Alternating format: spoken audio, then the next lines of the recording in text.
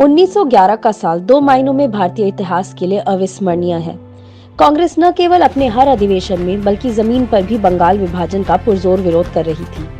अंततः ब्रिटिश हुकूमत को झुकना ही पड़ा और 1911 के इसी साल में बंगाल विभाजन निरस्त हो गया। बंगाली अस्मिता को एकजुट रखने वाली लड़ाई जीत ली गई थी। अंग्रेजों की फूट डालो राज करो की नीति के सामने देश और कांग्रेस की जीत हुई। साथ ही पूरे देश में ये संदेश गया कि एकजुट रहकर ही देश विरोधी शक्तियों को परास्त किया जा सकता है। इसी साल बिशन नारायण धर की अध्यक्षता में 1911 में कलकत्ता अधिवेशन आयोजित किया गया। इसी अधिवेशन में बंगाल की माटी के सपूत और विश्व के महान कवि रविंद्रनाथ टैगोर द्वारा लिखित जनगण मन को पहली बार गाया गया।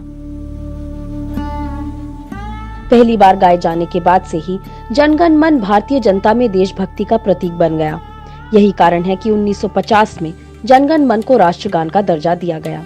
जनगण मन ने आजादी के आंदोलन में देशभक्ति की भावना का संचार करने का काम किया। वंदे मातरम के बाद जनगण मन आजादी के दीवानों में उत्साह भर रहा था।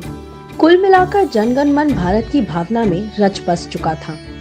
इसलिए पूज्य बापू ने कहा कि इसने हमारे राष्ट्रीय जीवन में जगह बना ली है।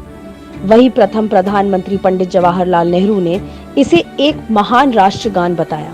इस तरह 1911 के साल ने दो बड़े संदेश दिए।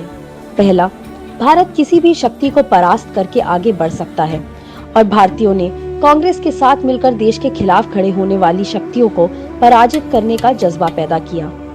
दूसरा, जनगण मन के उदय के जरिए पूरे भारतवर्ष में देशभक्ति की लहर चरम पर पहुंची।